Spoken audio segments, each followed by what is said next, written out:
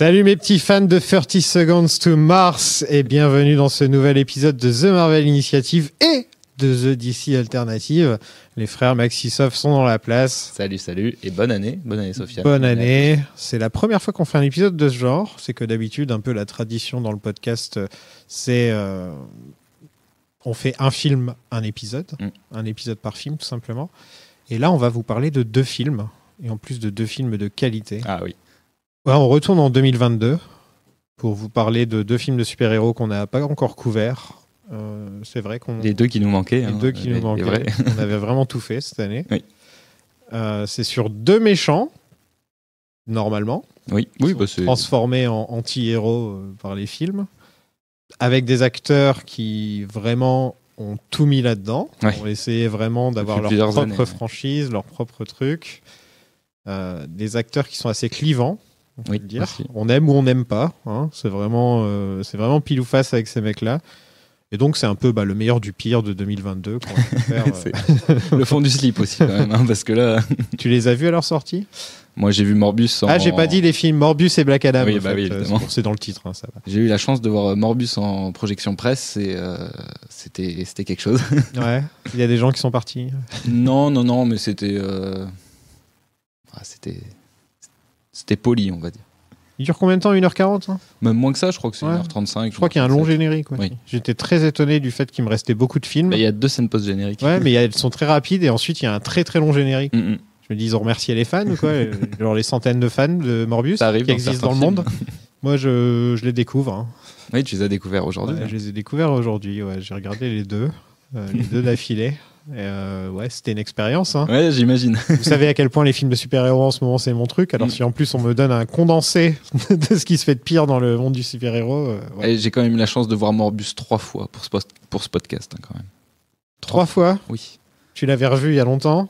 Je l'ai vu pour Parce que ça fait quand même pas mal de temps que tu nous as promis qu'on ferait Morbius. Oui, bien sûr que je l'ai promis. Et là, on est là pour l'enregistrer et pour en parler. C'est ça qui est on a dû attendre 2023. Quoi. Exactement.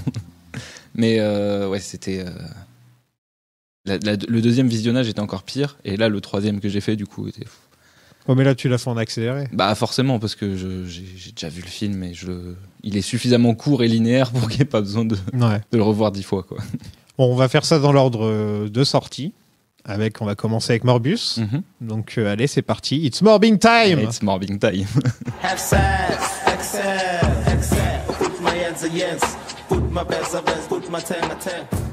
Qu'est-ce que tu sais du perso des comics ? Toi qui es un fan de Spider-Man, tu dois être quand même assez à jour au niveau Morbius. Bah ouais, c'est un perso qui est arrivé, c'est dans les années 70 ou 80, il me semble, fin 80.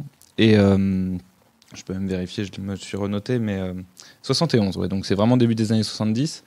Et ce qui est cool avec ce perso, c'est que de suite ça a été présenté comme un vilain et qui introduisait aussi un petit peu tout le délire vampire qui avait déjà été un peu établi dans les comics Marvel, mais plus sporadiquement. Là, tu avais vraiment un grand personnage qui incarnait cette thématique-là.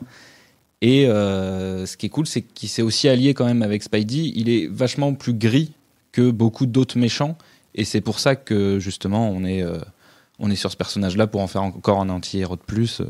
Ouais, et puis ce qui est cool aussi avec ce personnage-là, c'est que ça développe aussi un truc sur la science et sur le handicap. Et du coup, tu as plein de thématiques qui sont intéressantes et qui sont traitées dans le comics, mais bon, là... C'est pas un peu tous les méchants de Spider-Man qui combinent un handicap avec la science. Je pense que je peux en nommer 2-3 là, comme ça, juste...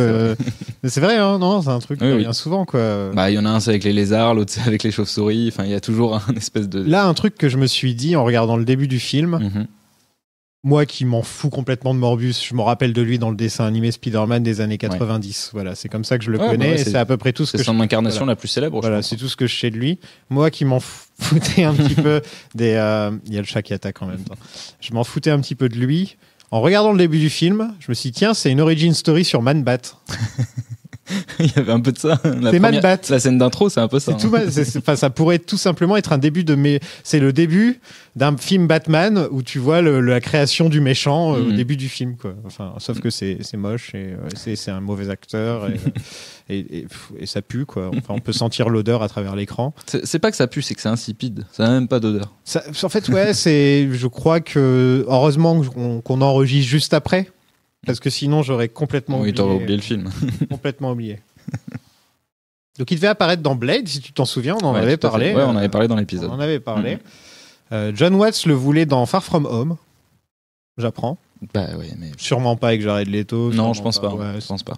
Il voulait faire un film plus dark apparemment et au final on lui a dit non. En fait, tu vas faire un petit tour d'Europe avec Spider-Man. Ouais, allez. Ce sera pas dark du tout. On part en vacances, on va tourner dans des pays où c'est pas cher de tourner. Il aura des lunettes magiques qui peuvent envoyer des roquettes sur les gens. Des drones.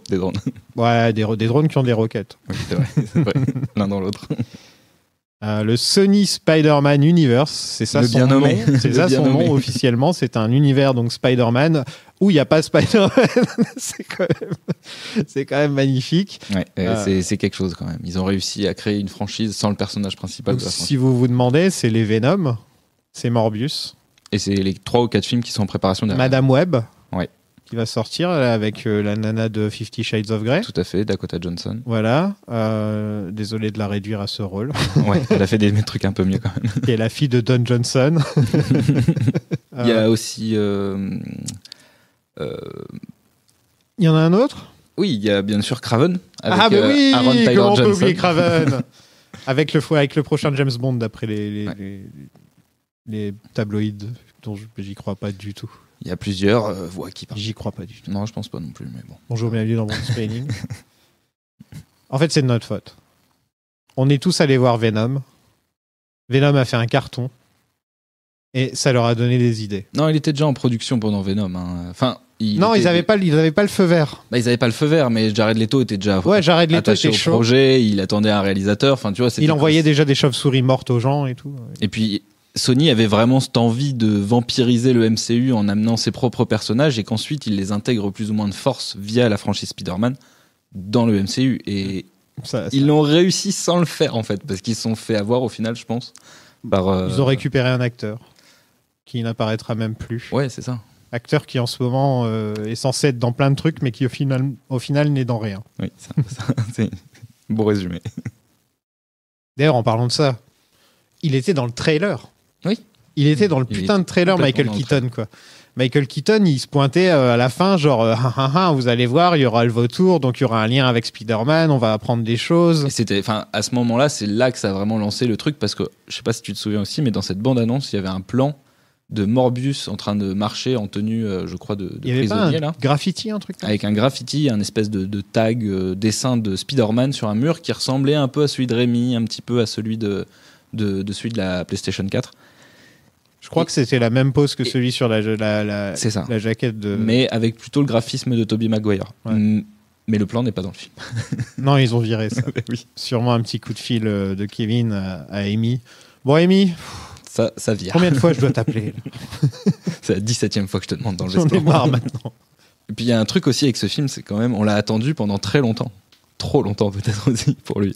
Bon, je sais pas si quelqu'un l'a déjà attendu ce film à part Jared Leto. C'est un des films qui s'est pris le plus dans la tronche le Covid, je pense, parce qu'il a été repoussé 4 fois.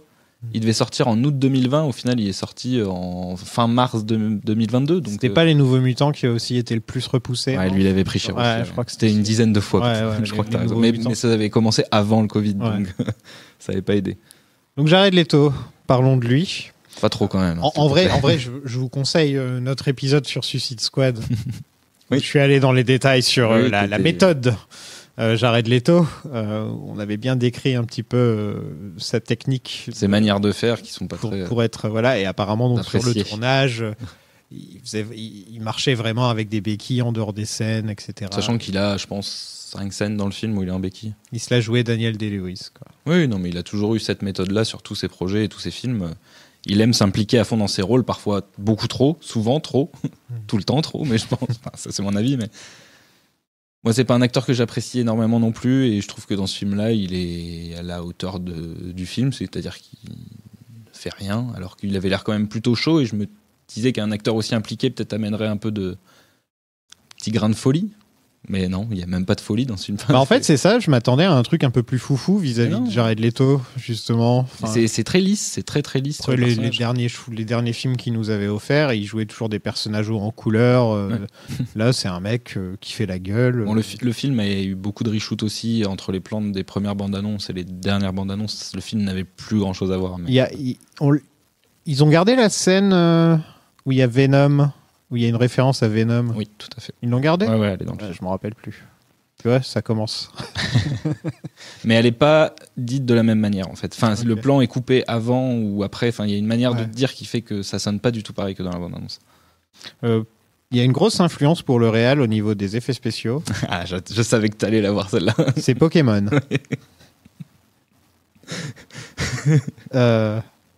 Alors qu'il faudra qu'il soit un peu plus... Est-ce que c'est l'animé Pokémon ? Est-ce que c'est les jeux Pokémon ? Je pense qu'on est Est-ce que c'est Pokémon Go ? Non, je sais pas la pertinence de cette déclaration qu'il a faite. Donc en gros, si le nuage de fumée quand il se déplace, etc., les couleurs et tout quand ils se battent... Il y a une volonté en tout cas de faire un truc visuel. Ça fait penser à Pokémon. Bah moi non, mais... Bah écoute, pourquoi pas. Voilà. Le film vient de remonter dans mon estime. Grâce à Pokémon. Voilà, il vient de placer au-dessus de Black Adam, tu vois. Voilà. Pour la peine. On verra comment ça va se passer pour le reste de... Pour l'instant, c'est Venom premier, Black Adam deuxième. Box office de 83 millions, il dépense. T'as dit Venom, par contre, c'est Morbius. Ah, c'est Morbius, non. Ouais, bref. Ils se ressemblent tous pour moi. Oui. Un budget de 83 millions, ces films ne coûtent pas grand-chose. Hein, c'est hors marketing, apparemment. Donc, il y a quand même la com en plus. Mais... ils coûtent pas cher comparé à ce que le MCU sort. Même comparé à Black Adam. On est loin des 250 que le MCU peut sortir régulièrement comme ça. Ou même Black Adam, qui a un plus gros budget. Très conséquent même. Budget très conséquent, Black Adam. Alors que là, en fait, c'est ça leur but. Hein, c'est de faire des petits films qui pourraient au moins tripler, quadrupler leur faire des coups de poker budget, en capitalisant sur la franchise Spider-Man. Hein, c'est aussi simple que ça. Et sur justement... tout ce que ça peut amener aux spectateurs qui vont justement être friands de tout ce qu'il peut y avoir comme easter egg par rapport à l'univers principal qui est le MCU. Mais il y a un sens avec Venom quand même, parce que Venom, c'est un personnage très important de l'univers Spidey. Ah bah oui. Morbius, Madame Web, ok, c'est des personnages. Madame Web est plus importante que Morbius, je trouve, personnellement. Oui, je pense aussi. Mais... ils ont besoin de Spider-Man pour exister, ces personnages. Ils peuvent pas exister un petit peu comme ça. Tout le paradoxe de cet univers, de toute façon. Autant Venom, tu peux créer un truc, tu te dis, bon, allez, c'est Tom Hardy qui est en relation gay avec un symbiote, et il se gueule dessus toute la journée. Ouais. Relation conflictuelle, mais relation amoureuse quand même. Tu fais ça pendant 2 films. C'est ça. Voilà, t'as un concept. Morbius, ton concept, c'est un petit peu, c'est une sorte, c'est banal en fait, il n'y a rien de spécial au niveau. Ah oui, non, mais il n'y a rien de mémorable. Le film aurait pu être réalisé en 2004 ou 2005. Exactement. Ça enlève un peu la qualité des effets spéciaux. Il y aurait plus de vannes, je pense. Mais il y a quelques vannes dans le film en plus, hein. Mais elles tombent à plat ou alors elles sont. Ouais, Mais il y a quand même quelques vannes. Oui, les vannes, elles sont nulles, complètement nulles. Ça. et dans le film d'après aussi.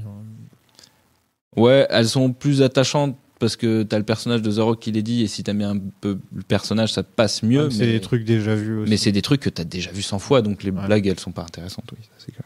Et au box-office, ça a fait 167 millions. Ouais, c'est un gros. Malgré la ressortie du film. Le film est ressorti, évidemment. À cause des mèmes. Il faut qu'on en parle. Il faut qu'on s'arrête là-dessus quelques secondes. Attends, j'ai juste une question. Oui. Pourquoi, qui sont les gens derrière Sony? Qui sont-ils? Qu'ils ne comprennent jamais. Ils comprennent pas le sarcasme, ils comprennent pas l'ironie, ils comprennent pas le second degré, ils comprennent rien à tout ça. Eux, tout ce qu'ils voient, c'est on parle du film, donc on va le faire, quoi. On va le ressortir. C'est très curieux leur manière de faire. Hein. On est à un niveau. Enfin, en fait, ce qui est bizarre avec Sony, c'est aussi paradoxal que leur manière de produire des films, je trouve. Parce que c'est un studio qui est capable d'avoir du coup dans ses branches des studios d'animation qui sont capables de sortir Spider-Verse et à côté de sortir le monde des emojis, tu vois. La même année, estampillé sous le même truc. Enfin, tu te dis, il y a un truc bizarre dans leur manière de faire. C'est vrai quand même, parce que emoji c'est quand même bien supérieur. Bah oui, enfin, ça avec plus de gueule, quoi. Voilà, le caca emoji, c'était Patrick Stewart qui faisait la voix quand même. Hein. C'est vrai. C'était le professeur X. Hein. Je savais pas ça. Oui. Donc il y avait quoi comme mème? Bah, en fait, c'est parti d'une espèce de... Le Matt Smith qui danse, là? Bah, t'avais forcément le Matt Smith qui danse, et après, t'avais en fait une espèce de légende qui s'est propagée sur It's Morphing Time, qui est du coup une espèce de transformation de It's Morphing Time des Power Rangers. Et du coup, ça s'est transformé en truc, mais c'était plus intéressant que le film en fait presque. Enfin, c'était plus marrant que le film lui-même. Enfin, c'était plus divertissant que le film tout court. Je me rappelle d'un tweet où il y avait quelqu'un qui avait tweeté il y a quelqu'un qui est rentré dans ma voiture, qui a ouvert par effraction ma voiture. Et il y avait 2 places de Venom, ils m'en ont laissé 10. C'est mieux en anglais, je crois, cette blague. Oui, non, mais c'était vraiment... Comme It's Morbin Time, c'est un peu mieux si tu comprends que c'est Morphing Time, quoi. C'était vraiment très très drôle, et le truc, c'est que c'est arrivé à un moment où le film avait déjà quand même eu sa petite vie en salle, et sa vie avait l'air d'être courte, parce que on est dans un cycle maintenant, depuis le Covid, où les films restent très peu de temps en salle parce qu'il y a du monde au portillon.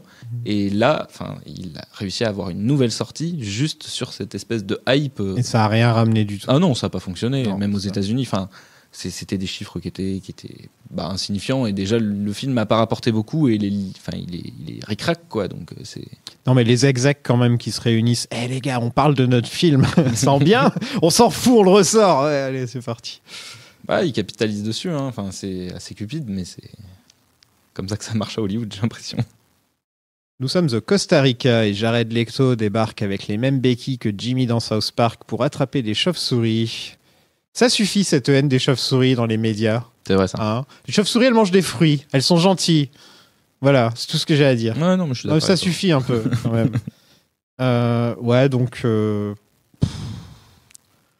Dès le début du film, je me suis dit... J'ai l'impression que ce film va rien raconter. Qu'il n'a rien à raconter. C'est juste un truc... un petit twist sur les vampires, on va dire. Une sorte de... Ouais. Sauf que les vampires, entre nous, c'est un des trucs qui a été le plus fait. Encore plus dans notre siècle, depuis qu'il y a eu Twilight, Buffy et compagnie. Je veux dire, les vampires, c'est bon. Il y a eu des séries qui ont été vraiment... Voilà, il y a What We Do in the Shadows en ce moment qui déconstruit complètement le mythe. Ouais, voilà. Là, on a un film de vampires où je crois que t'as quasiment pas le droit de dire sang, qu'il n'y a pas de sang. Ouais, il prend du sang bleu. Ouais, il boit du sang artificiel. Il n'y a pas l'horreur qu'il devrait y avoir derrière un film de vampire. Ouais, non, mais il manque ce frisson ou ce petit truc qui déjà te rendrait le personnage un peu plus effrayant, parce qu'au final, là, tu le trouves juste impuissant face à son sort, et au final, il essaye d'un peu de s'en sortir, mais il est un peu pathétique, mais il n'est pas intéressant. Enfin, c'est triste. Ce personnage de Morbus, c'est très triste. Hein. Il n'y a pas grand-chose à raconter dessus, quoi. Qu'est-ce que tu veux dire de ce personnage-là? Milo est presque plus intéressant, je trouve. Tu vois. Ouais, parce que c'est peut-être aussi parce que Matt Smith a un certain capital sympathie dans ce genre de rôle. Ouais, il sait aussi cabotiner. Non, mais il le fait, mais c'est un spécialiste. C'est Doctor Who, je veux dire. Comme un grand luron. C'est cabotiner. Mais au moins, tu sens qu'il s'amuse un petit peu. Mais ce qui est marrant avec ces scènes à lui, c'est que il y a un changement de ton à certains moments dans le film, quand il apparaît dans certaines scènes. Et le film, t'as l'impression que c'est plus le même. Il twiste vraiment juste avec son jeu, et ça apporte un truc assez bizarre. T'as l'impression qu'il y a un souci avec les scènes avec Matt Smith et Jared Leto, je trouve. Je sais pas ce que...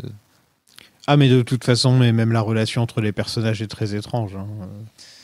Oui, c'est... Ils se rencontrent, il lui donne son nom. Il lui nettoie ça, il lui répare sa perfusion. Et... Non, mais je veux dire, ouais, déjà ça... Parce qu'on voit l'enfance de Jared Leto 25 ans plus tôt. Il est bien sûr brillant, il sait jouer aux échecs, il sait réparer des objets que même la plupart des adultes ne savent pas réparer. Il a fini son doctorat à 19 ans. On sait que Jared Leto, il a voulu montrer que ce personnage est intelligent. À tel point qu'il refuse un prix Nobel. Il refuse un prix Nobel, voilà, il est cool, quoi. Tu vois, en plus, il est cool, quoi. Voilà. J'y crois pas du tout. Bah non. Désolé. Jésus Jared Leto qui a sa petite île privée où il ramène des adolescentes là. Moi j'y crois pas à ce mec là. C'est à certains personnages t'y crois pas à leur intelligence en fait. J'ai du mal à me dire que un mec aussi égocentrique que Jared Leto soit capable ne serait-ce que de se poser sur une chaise et de se dire je vais jouer aux échecs sans envoyer de mort à quelqu'un, tu vois. Voilà. Non, et puis même avec un personnage comme ça, tu peux mettre plein de questionnements en avant sur l'immortalité, sur la technologie aussi, sur la science, tu vois, genre sur plein... Il y a des trucs qui sont un peu abordés dans le film, mais c'est tellement en surface, il n'y a rien qui est creusé. Non, on a les labos classiques de tous tous les films de super-héros ont les mêmes labos depuis 99, t'as l'impression. C'est vrai, hein. Je crois que c'est depuis X-Men. Ouais, il y a un peu de ça. Depuis X-Men, tous les labos se ressemblent. Je revois la scène avec Jean Grey et Wolverine. Ouais. Non, mais c'est ça, ils se ressemblent tous. Encore ce connard de Bryan Singer. Bon, après, un truc pour la défense du film, il a quand même été écrit par les mecs qui ont fait Gods of Egypt et Dracula Untold. Donc ils ont déjà fait un film de vampire et des films de qualité. Donc, quand même. Donc il a une maladie chelou. Est-ce que tu peux me l'expliquer là comme ça ? C'est une maladie du sang orpheline incurable qui fait que petit à petit il va mourir en fait. Enfin, son corps se régénère pas suffisamment vite et du coup il périclite à petit feu. Et donc il a besoin de sang. C'est ça. Et du coup là il a besoin de toujours d'avoir des perfusions de sang pour être réalimenté parce que lui il en produit pas assez. Et là avec les chauves-souris du coup il arrive à créer le remède qui manquait parce qu'il était déjà en train de faire des recherches là-dessus et en testant directement sur lui, il fait avancer les recherches beaucoup plus vite. Il y a un concept à faire il y a moyen de faire un bon truc avec ça. Mais bien sûr, c'est ce que je disais, il y a un questionnement technologique. T'en fais un film d'horreur, tu vois, un vrai film d'horreur. Parce que là, à chaque fois qu'il tue des gars, c'est les méchants militaires pendant tout le film. À chaque fois qu'il tue quelqu'un, c'est un méchant militaire qui avait fait un truc con. Ou alors il frappe sa copine, quoi. Mais il le fait pas exprès parce qu'il est pas en contrôle de ce qu'il est. C'est ce que Jared Leto dira un jour, vous allez voir. Je te laisse tes paroles. Donc son meilleur ami, c'est Milo. Matt Smith continue ses choix de mauvais films. Ouais, c'est curieux quand même, parce il est capable de très grandes choses. Heureusement qu'il a trouvé House of the Dragon parce que c'est un peu ce qui et The Crown aussi en fait. Oui, il est bien à la télé, il est très bien, mais depuis longtemps en plus. Dès qu'il sort de la télé, à chaque fois c'est ou alors il fait son blockbuster pour se faire un petit chèque, tu vois. Ce serait pas étonnant non plus. Et il avait joué dans c'était pas dans Terminator, c'est ça, Genesis ou un truc comme ça. Ouais, c'est ça. Celui-là. Genesis. Oui, non, mais il doit y avoir de ça. Il y avait 2 Targaryens dans ce film. C'est vrai. Non, mais il y a peut-être un côté parce que je sais que c'est un mec qui aime bien aussi le théâtre, je crois, et à mon avis, il y a peut-être un côté tu te fais un peu de pognon facile pour ensuite partir sur des projets qui t'intéressent plus. T'en as beaucoup qui fonctionnent comme ça à Hollywood et beaucoup de Britanniques aussi, donc ça me surprendrait pas, quoi. Imagine, tu connais un mec qui s'appelle Dr Morbius. Il y a les noms dans les films de super-héros quand même. Faut arrêter au bout d'un moment, quoi. Soit ils sont trop banals, soit ils sont vraiment trop obvious. Moi, je trouve qu'un Peter Parker, un Clark Kent, un Bruce Wayne, ça fonctionne largement mieux qu'un Edward Nygma ou il y a qui d'autre, Doctor Strange, je veux dire quand même, voilà, Doctor Strange. Doctor Fate, c'est pas mieux. Doctor Fate, c'est pas mieux non plus, quoi. Donc, il teste une cure sur lui-même et devient un vampire. Forcément, il y a un mec avec un flingue qui arrive pile poil à ce moment-là. Genre, sans aucune raison. Il y a un mec avec un flingue qui rentre, il n'y a même pas de raison aucune pour qu'il rentre dans la pièce. Il vient et il montre que c'est un connard avec la fille, là. Le docteur. Ouais, avec le docteur, ouais. Il lui dit quoi déjà ? T'es une nurse ou un truc comme ça, je crois. Ouais, une petite infirmière. Ouais, t'es une infirmière, un truc comme ça. Et donc, tu te dis, lui, il faut qu'il meure. Et donc, forcément, c'est le premier mec qui va tuer. Enfin, tu sens que le film, à chaque fois que Jared Leto va tuer quelqu'un dans le film, il lui donne une excuse. Et il y a même tout un twist que moi je trouve assez ouf dans ce film, c'est que des gens que Morbius pense avoir tués ne sont au final pas tués par lui dans le film. Du coup, au final, il a quasiment tué personne si ce n'est des mecs armés dans un bateau. Enfin, tu vois, genre il y a vraiment un truc, c'est assez ouf, parce que c'est Milo qui a tué la nana, tu sais, dans d'espèces de longs couloirs et tout ça, et tous les meurtres qu'il pense avoir fait et pour lesquels limite il se rend et il dit qu'il sait pas, enfin il comprend pas comment ça s'est passé, mais il pense que c'est lui, et au final c'est pas lui qui l'a fait. Enfin, genre le personnage est encore plus vide, enfin genre il y a même pas il y a plus de conséquences dans Twilight. Ah bah oui, clairement, il y a 5 films au moins. Non, mais même dans Twilight, il n'y a jamais de conséquences. Il y a un moment où ils reviennent, où ils nous montrent que c'était tout un rêve, toute la scène qu'on venait de voir. Ah oui, je connais cette mais une série comme Buffy part du concept, par exemple, tu prends Angel, on lui remet son âme. C'était un vampire horrible qui a tué des centaines et des centaines et des centaines de personnes, et on lui jette un sort et on lui rend son âme. Donc ça veut dire que d'un seul coup, il ressent toutes les mauvaises choses qu'il a fait.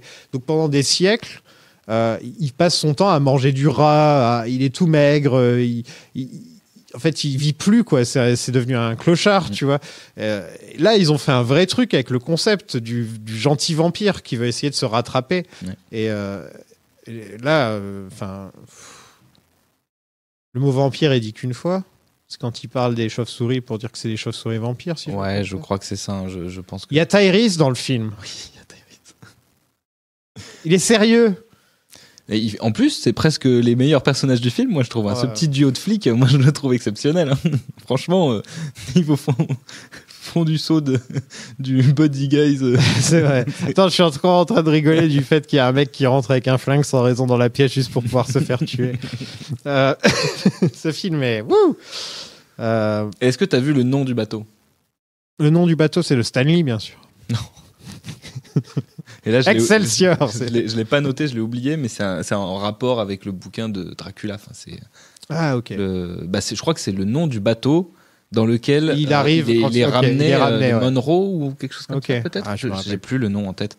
Mais c'est le nom du bateau sur lequel il fait son expérience, quand même, pour te dire à quel point on te tamponne quand même le truc in your face.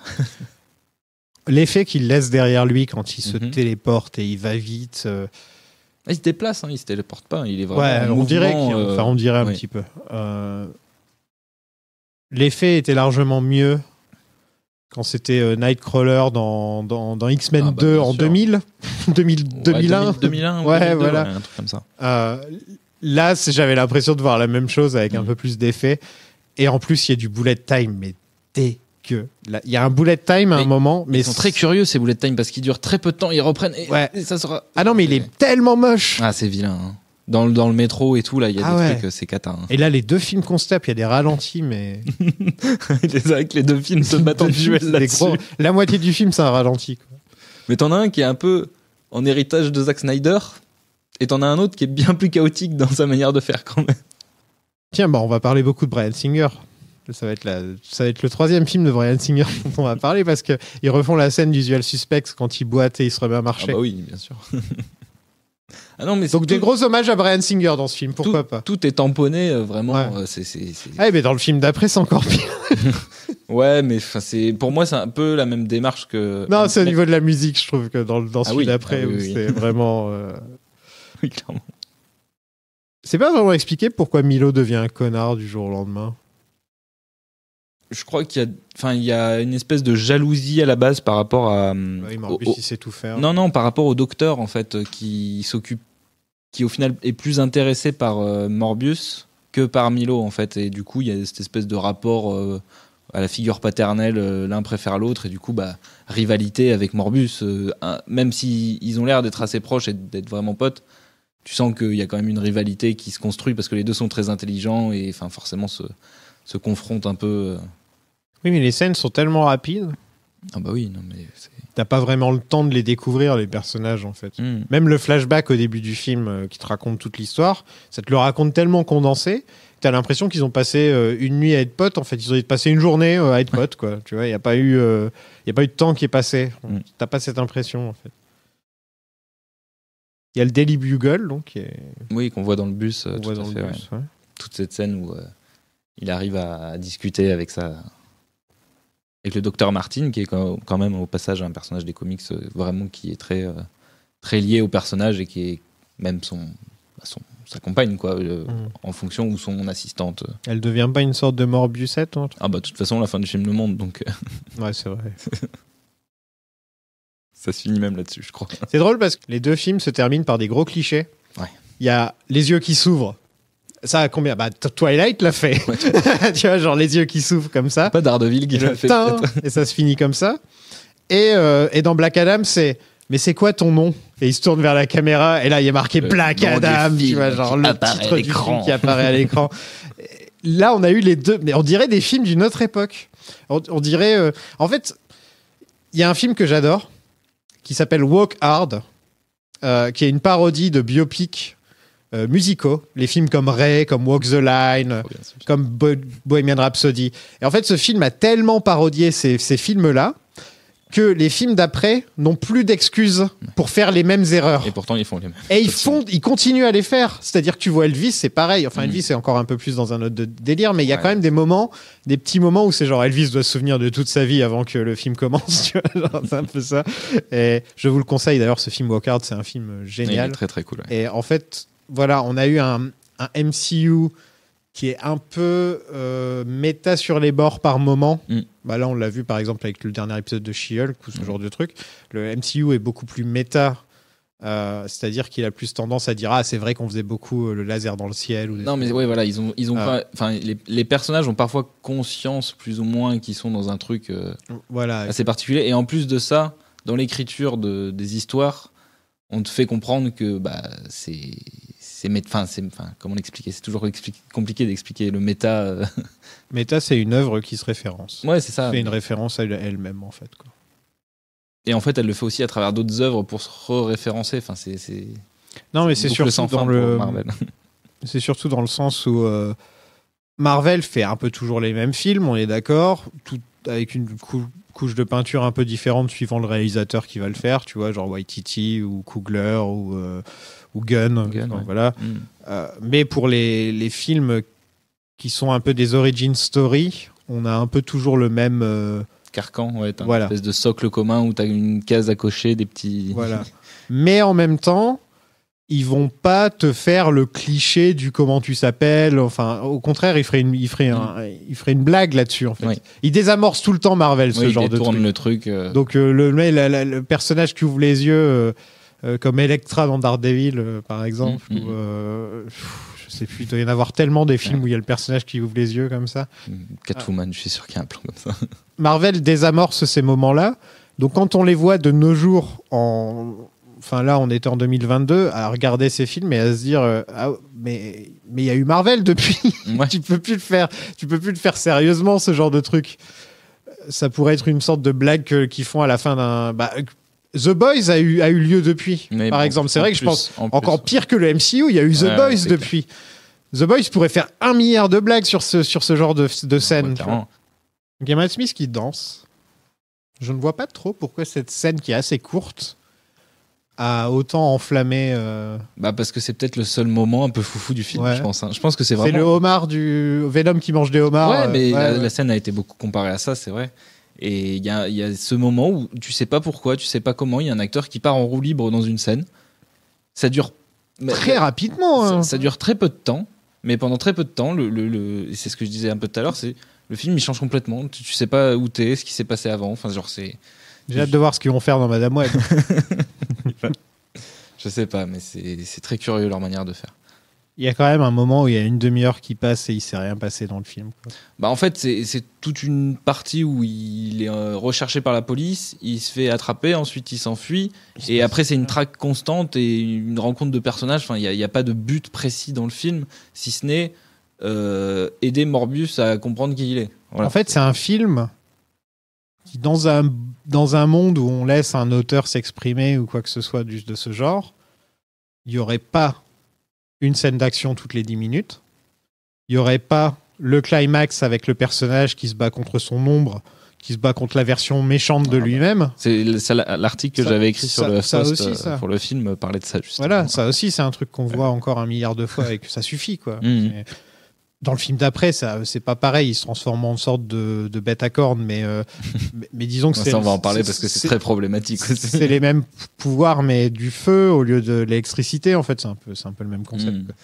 Non, mais c'est dommage parce que, enfin, et ça va être la même problématique. Et je suis sûr que si on fait l'épisode dessus, on dira exactement les mêmes choses. C'est qu'un film Craven sans Spider-Man, ça n'a pas d'intérêt. Enfin, là, c'est vraiment le pire de tous. Venom et Craven, c'est les pires, quoi. Ne lisez seulement la dernière chasse de Craven et tu comprends à quel point les personnages sont liés et à quel point ils sont entremêlés. Enfin, ça fait partie de l'histoire de l'un qui est l'autre. Enfin, genre ça n'a pas de sens. Je ne comprends pas ces films et encore Venom arrive à s'en sortir limite, mais là tu sens que le film tourne en rond et tu veux faire quoi, un Morbius 2 derrière?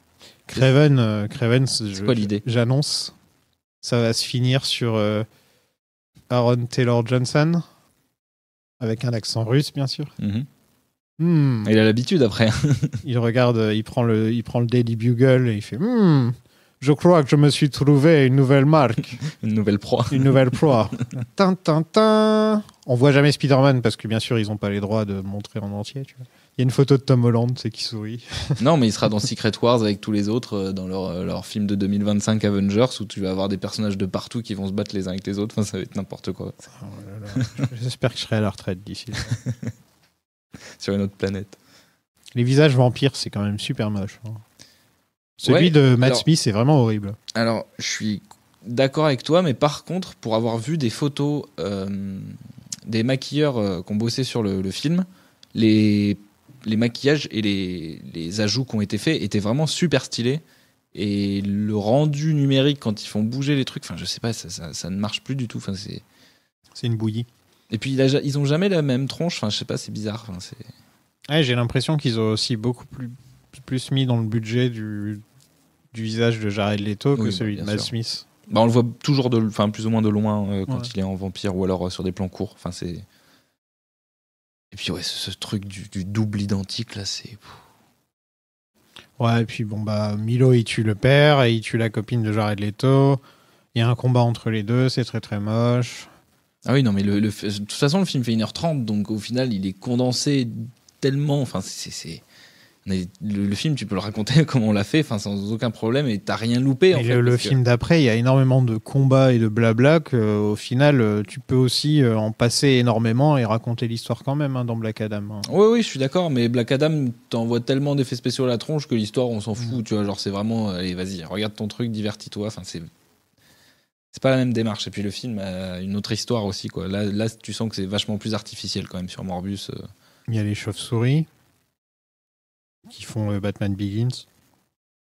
Oui, à la fin du film, ouais. Il fait un Kamehameha. Ok. Non, mais ça c'est... Et voilà. et ce qui est triste, c'est de se dire que ce film, je sais pas si ce film n'a pas juste été fait au final pour les 2 scènes post-génériques qu'il y a derrière et qui au final n'ont servi à rien. Ouais, je sais pas. C'est...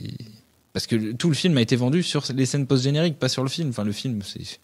Je pense que c'est une obligation contractuelle de la part de tous les gens impliqués dans l'opération.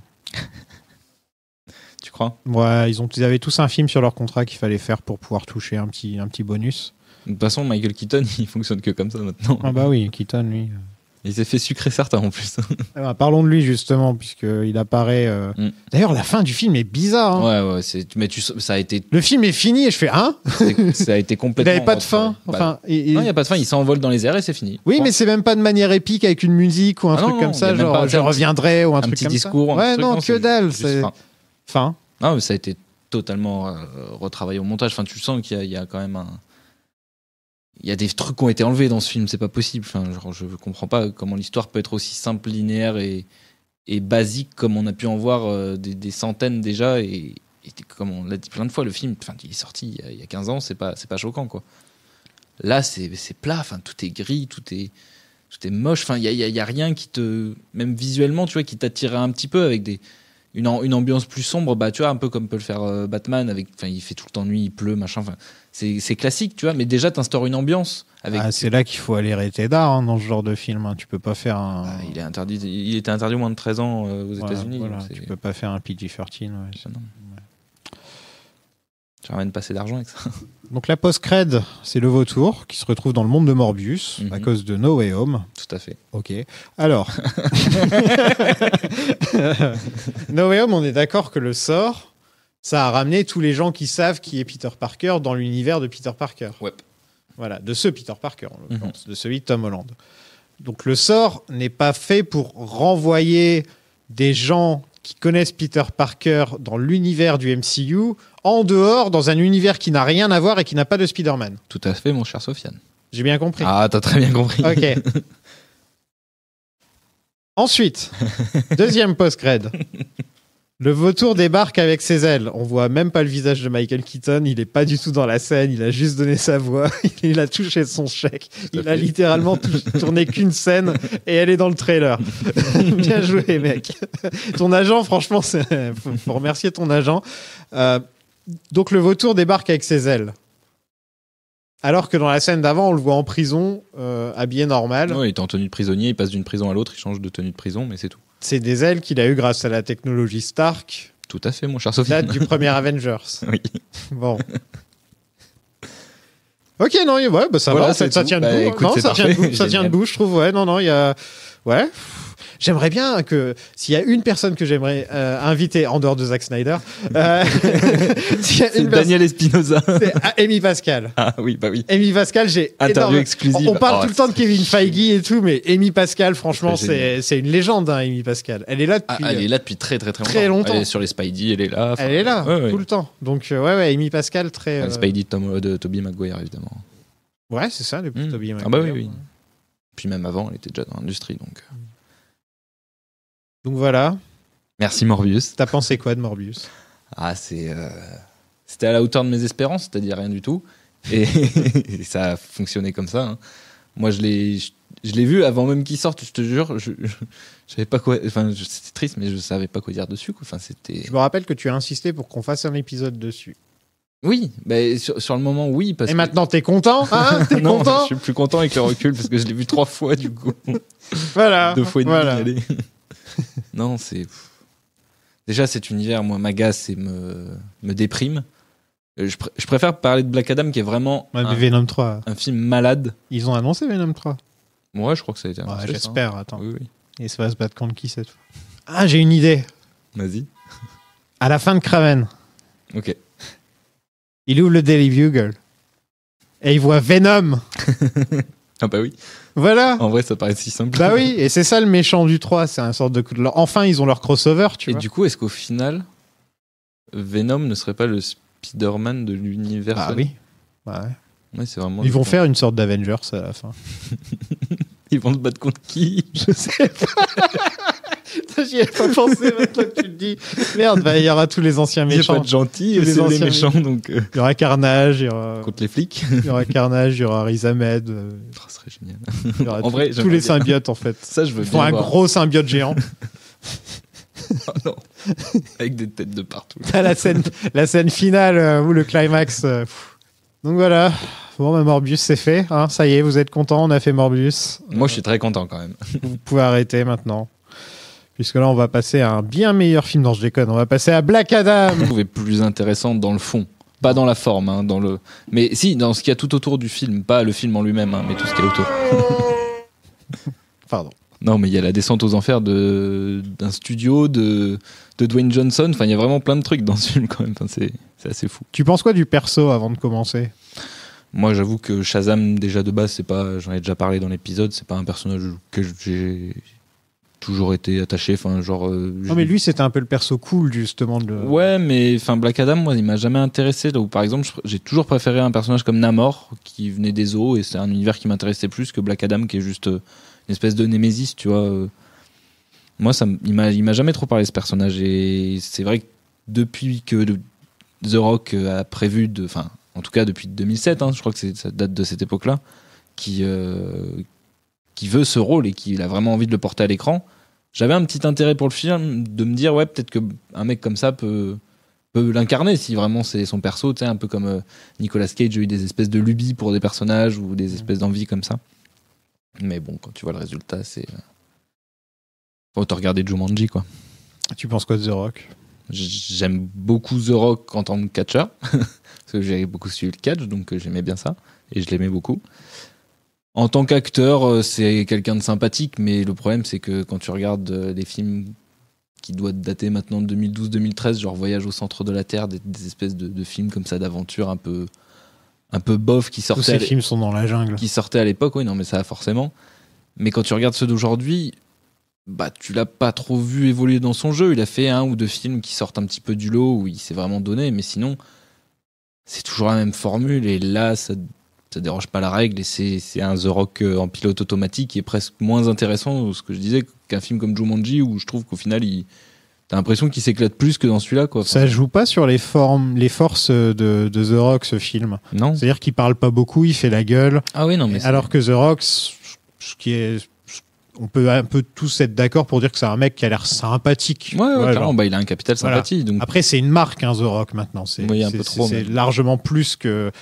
Puis voilà, t'as vu son corps quand il était catcheur et maintenant ? Bien sûr, ouais. Je pense qu'il doit y avoir pas mal de stéroïdes aussi. Je pense, oui. Contrairement à Hugh Jackman qui a dit qu'il n'en avait pas pris pour son rôle. Hugh Jackman, il prend des veines surtout, c'est ça qu'il prend. Et ouais, donc lui, c'était son petit projet qu'il voulait vraiment absolument faire. À chaque fois que le projet est remonté dans les médias à Hollywood et on a annoncé que c'était de retour en production, ou en tout cas en pré-production, en travail, à chaque fois c'était The Rock. Et le film, je crois, 2006, ça commence à en parler. 2007, c'est The Rock. Ça revient en 2014, de suite, c'est The Rock. Et The Rock est toujours été attaché au projet, il l'a toujours défendu et il a toujours dit que ça allait être son film, quoi. Enfin, c'est vraiment il voulait que ça soit lui, hein, à tel point que il s'est fait virer de partout, quoi. Donc c'est assez étrange parce que on sait que c'est ce qu'on voit dans le film, ils essaient d'en faire un héros au final du personnage. Oui, c'est le héros d'une nation, quoi. C'est ouais, voilà, avec comme Black Panther, quoi. Voilà. Ouais, c'est ça. Ouais. Et en fait, ça ne fonctionne pas du tout avec ce qu'on connaît du personnage, qui est quand même... Enfin, moi, je me souviens de lui dans le dessin animé Justice League.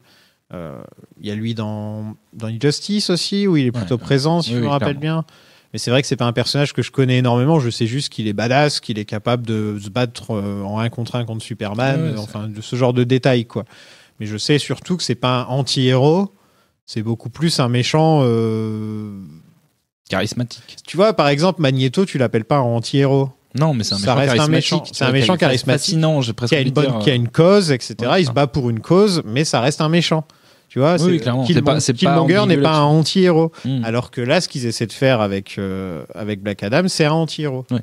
Et ça fonctionne pas. Non, ça fonctionne pas. Et puis, c'est... On a déjà Shazam en plus, qui a exactement les mêmes pouvoirs et tout. Et je trouve le film Shazam vachement plus sympathique à regarder que Black Adam, Shazam, qui est dans une surenchère visuelle qui est fatigante très très vite. Les effets spéciaux sont largement meilleurs que dans le MCU.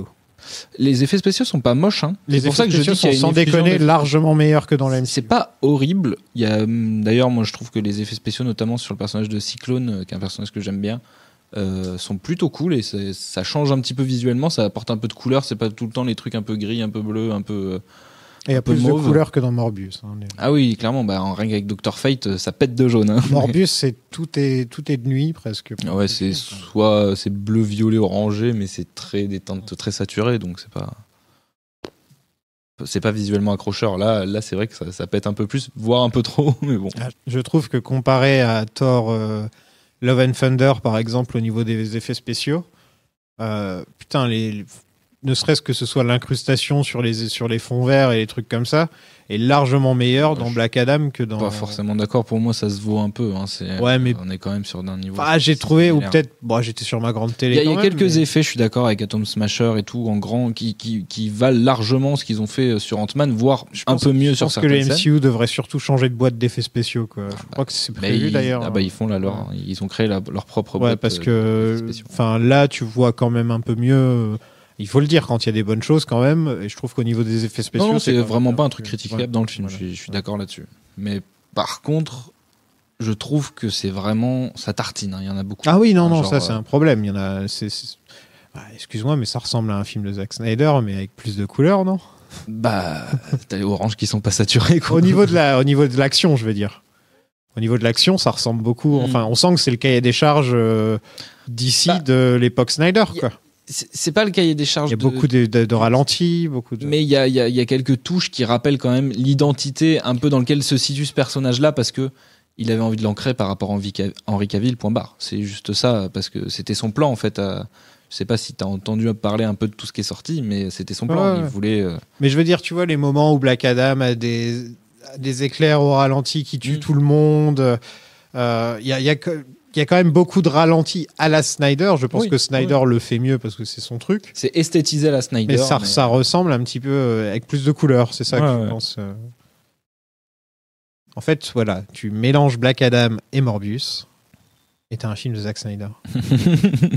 Non, je déconne. M'envoyez pas de menace de mort, si vous voulez. Un budget de 260 millions. Ouais. Là, c'est déjà un peu plus gros. Pour un box-office de 393 millions. Est-ce que t'as entendu... Quel bide. Est-ce qu'on parle un peu des faux chiffres balancés par The Rock ? Je t'en prie. Donc, t'as suivi un peu, toi, l'affaire ou Ouais, il disait, on est le meilleur film de super-héros de l'année, des trucs. Parce qu'en fait, à la base, le truc, ce qui s'est passé, c'est que il y a un article de Comics Blog, d'ailleurs, qui le raconte très bien, et je conseille à tout le monde d'aller le lire si vous voulez vous intéresser un peu à ça. Mais en gros, à la base, le film, ils l'ont annoncé autour de 185 millions, et quand les premiers chiffres sont sortis, c'était pas très très bon. Du coup, visiblement, Dwayne Johnson aurait fait passer des faux chiffres, donc un peu gonflés, à certains titres de presse qui les ont sortis. Et en fait, il y a plein de médias qui se sont rendus compte que ça allait pas, et ils se sont rendus compte qu'en fait, avec les reshoots, on arrivait à un budget total de 260 millions. Et c'est ça qui fait qu'en fait, le film a vraiment bidé, parce que là, il est même pas rentable. Enfin, il est quasiment plus en salle actuellement. Mais, enfin, non, il est plus du tout en salle. Il y a Avatar qui est sorti. En plus, il y a Avatar qui est sorti, il y a Black Panther qui est sorti juste après. Donc, c'est très compliqué pour le film.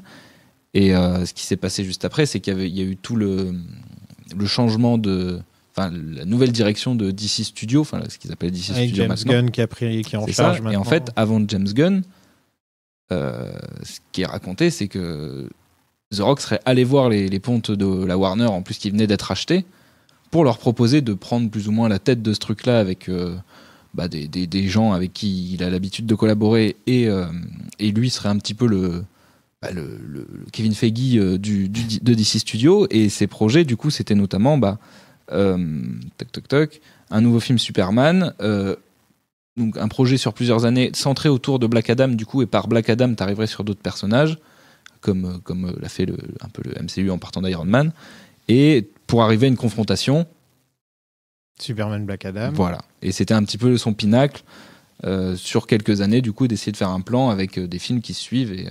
Et en fait, le truc, c'est qu'il s'est un peu pointé en passant devant tout le monde et sans trop de permission. Il est arrivé tout en haut, il a balancé son truc et ça n'a pas trop plu. Et le côté un peu star ingérable, star qui fait ce qu'elle veut et qui veut tout contrôler, ça leur a pas trop plu dans leur manière de faire un nouveau... une nouvelle formule, en fait, pour un peu copier Marvel, mais à leur manière, mais en gardant un petit peu le socle de ce qu'a fait la force de Marvel Studios, c'est-à-dire une certaine rigueur autour de la communication, autour de la gestion des acteurs et de leur communication aussi, parce que à la base, Robert Downey Jr. était un peu... quand ils l'ont récupéré, c'était pas le meilleur moment de sa carrière, n'empêche qu'après, il a toujours été impeccable et tout, et tu te retrouves avec là un modèle où de suite, ton acteur principal, il veut un peu tout gérer, tout faire. Du coup, ça leur a pas plu et ils se sont tournés vers James Gunn et ils l'ont complètement écarté.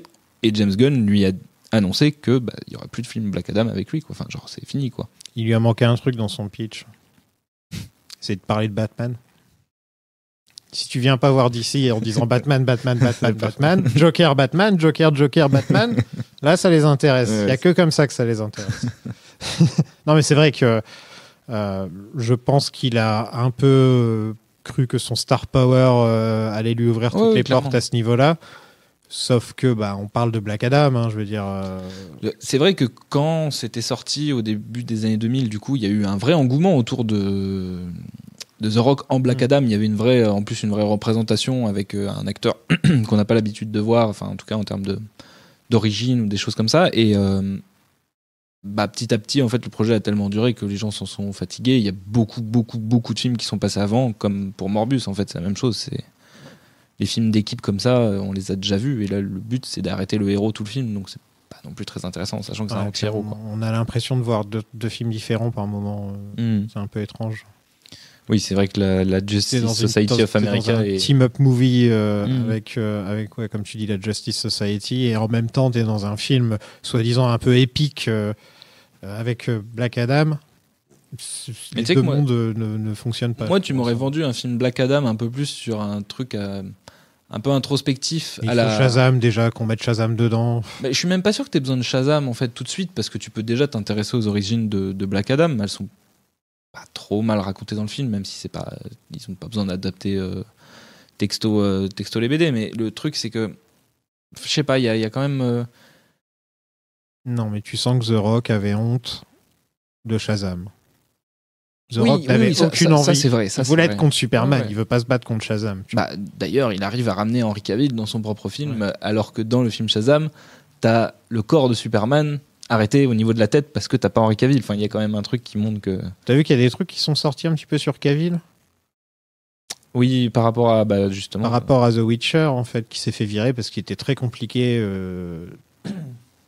à gérer apparemment, qui passait sa vie à jouer aux jeux vidéo.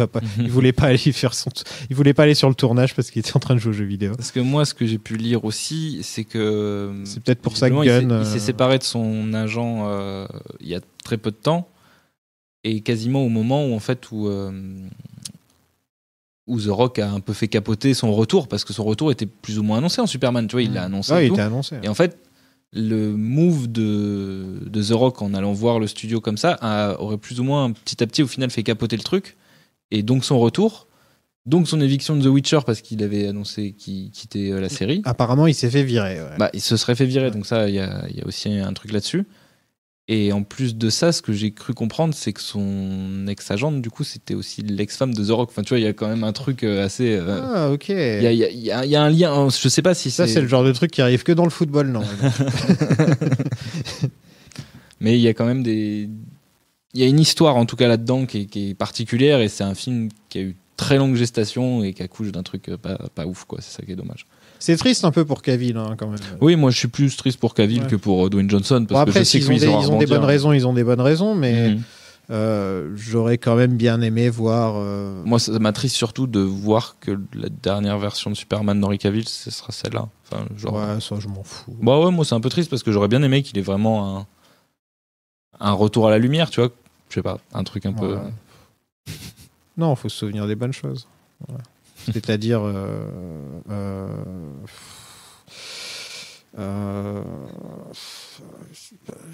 Man of Steel, non. Superman non plus.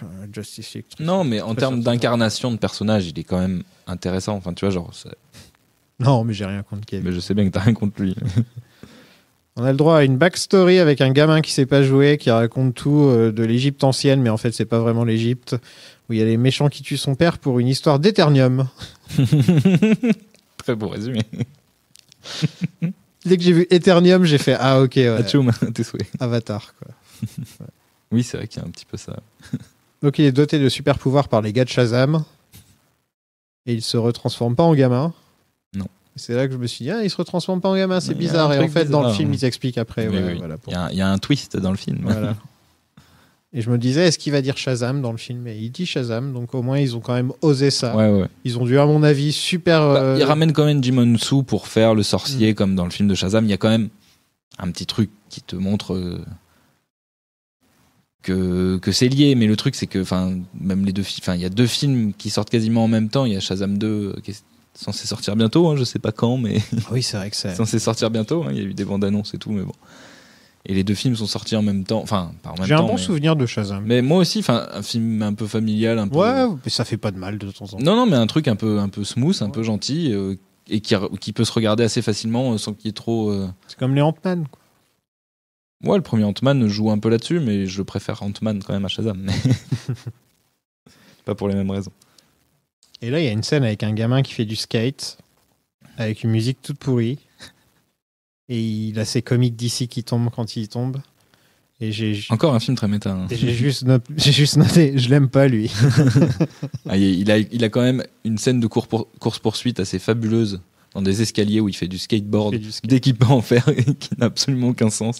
Non, mais en fait, là encore, en voyant cette scène, je me suis demandé si on était bien à notre époque, en fait. Parce que la scène du gamin qui esquive les gens en skateboard... Non, mais je veux dire, c'est un truc, combien de fois, ça, là encore, ça arrive tout le temps dans les films, mais plus maintenant. Le skateboard, en plus, ça fait très années 90, début 2000. C'est un truc vraiment de cette époque-là, où on jouait tous à Tony Hawk sur la PlayStation. À tel point que c'est, comment il s'appelle, le pote de Seth Rogen, qui a sorti un film autour du skateboard qui s'appelle Mid 90, tu vois, c'est pour te dire à quel point... Ah, je sais pas quel pote. Si, c'est celui qui joue dans le Loup de Wall Street. Jonah Hill, merci. Qui a écrit et réalisé un film autour du skateboard qui se passe au milieu des années 90. Donc c'est vraiment très marqué quand même. Ouais, et en fait, même la musique, c'était très rock. Et il y a beaucoup de riffs de guitare. Pas vraiment moderne. C'est vrai que quand tu vois la recherche musicale que tu peux avoir pour des films qui sont sortis la même année, on va dire tu vois, The Batman et Black Panther, il y a une recherche musicale qui est quand même autre que là, cette espèce de condensé de trucs. Même le thème de Black Adam ah non, mais il est chiant, il est répétitif. Il est pauvre, enfin, il est pas pas marquant, pas. Enfin, non, ça, c'est clair et net. Putain, on parle de musique dans le podcast. Donc ça s'appelle Kandak ou Kandak ou Kandak. Et c'est désormais contrôlé par des mercenaires d'Intergang. Intergang, incroyable. Syndicat du crime dans les comics d'ici. Intergang. Ça vaut Damage Control quand même. Donc ils exploitent les ressources locales, ils imposent une dictature aux habitants. Il y a une histoire de couronne magique. Mais ce qui est dommage avec ce film, c'est que là, tu vois, tu plantes le décor un peu géopolitique, parce qu'il y a quand même un peu de géopolitique dans ce film. C'est encore une fois pas un vrai pays, quoi. C'est pas un vrai pays, mais disons que ça aurait pu être une espèce de représentation fictive d'un pays du Moyen-Orient, comme tu peux avoir une représentation d'un pays d'Afrique dans Black Panther, tu vois. Donc, jouer ce truc-là, ça peut fonctionner. Le truc, c'est que là, en fait, t'as un espèce de contexte autour de nations étrangères qui contrôleraient, du coup, un pays au Moyen-Orient, ce qui est quand même assez intéressant, parce qu'il y a quand même un passif, hein, ça a existé, ça existe encore. Et, enfin, ça existe plus trop, mais disons que ça a existé. Et ils en font rien du tout. Rien du tout. Le film essaye même pas de mettre ce truc-là en avant pour te montrer à quel point, par exemple, ces personnages-là sont pas des bonnes personnes, mais même pas. Enfin, c'est juste des nobody en combi du SWAT et puis point barre, quoi. Enfin, ça s'arrête là. C'est bien, c'est que pour une fois, il n'y a pas les. C'est vrai, c'est vrai. Ça. C'est plutôt sympa. En plus, Sarah Shahi, l'actrice qui joue Adriana, si je ne me trompe pas, elle est d'origine iranienne. Ouais. Il y a un petit effort de fait là-dessus. Voilà. Il jouait dans Les Sopranos. Elle est très jolie. Quel geek. Je ne sais plus avec qui je parlais de ça. Je crois que c'était sur Discord. C'était avec Luc, je pense. Je parlais de ça sur Discord. En fait, un des gros problèmes que DC a pour certains personnages, c'est que c'est pas ancré dans le monde réel. Par exemple, Spider-Man est à New York, Iron Man est à Los Angeles. Enfin, tu vois, tu peux un peu. Bon, ils sont tous à New York, on va pas se dire. Mais... Il y en a beaucoup là. Sinon, c'est San Francisco. Il y en a quand même beaucoup. Il y a San Francisco, voilà. Enfin, le problème, c'est que ça fonctionne dans des films solo. Par exemple, Gotham City, dans son propre monde, ça fonctionne très bien, mais d'un seul coup, si tu veux le mettre dans... Prends le Gotham City qu'on voit dans The Batman et tu vas essayer de le mettre dans le monde de Black Adam, ça ne fonctionne pas, quoi. Tu vois, il y a un truc qui ne va pas. Il y a une dissonance, ouais. Voilà. Pareil, Metropolis, c'est censé être une magnifique ville, pleine de lumière, pleine de buildings, genre New York, mais en vraiment riche et propre. Tu peux pas le mettre de l'autre côté du pont de Gotham City, quoi. Tu vois, ça ne fonctionne pas. Alors que voilà, Marvel peut au moins se dire on fait ça dans le monde réel, la dernière bataille ce sera à Londres, nous on sait où c'est, etc. C'est une bonne chose. Par exemple pour Wonder Woman qui est Themyscira, que chacun des qui est Krypton pour Clark Kent, qui est quand même le droit de chaque personnage et le droit à son propre univers. Ouais. Mais en fait c'est quand tu les mets ensemble que ça ne fonctionne moins. Parce qu'au moins, les personnages du MCU ont ce fil conducteur d'être dans le même monde, un monde que nous, on connaît. Tu vois ? Mais ça, pour moi, tu vois, c'est aussi vieux que Marvel et DC. C'est Marvel fait des personnages qui essayent d'être proches du lecteur, là où DC écrit sur des personnages divins, enfin, en tout cas, des figures divines. Ouais. Donc, forcément, le rapport est très différent et c'est pas du tout la même approche. Et c'est pour ça que, de mon point de vue, et j'espère que James Gunn va faire ça, il devrait faire des films solo sur chacun des personnages et se concentrer sur leur comme ils font avec The Batman. Mais c'est pas ce dont ils ont envie, c'est ça le problème, parce que ça ils vont continuer de le faire, tu vois, il y a des films, il y a des projets qui sont plus ou moins isolés. Donnes un réalisateur important. Celui de Joker, celui de Matt Reeves. T'as 2 gros projets sur l'univers Batman, ça ils les ont mis, il y a les deux suites sont en tournée, t'as un spin-off machin et tout.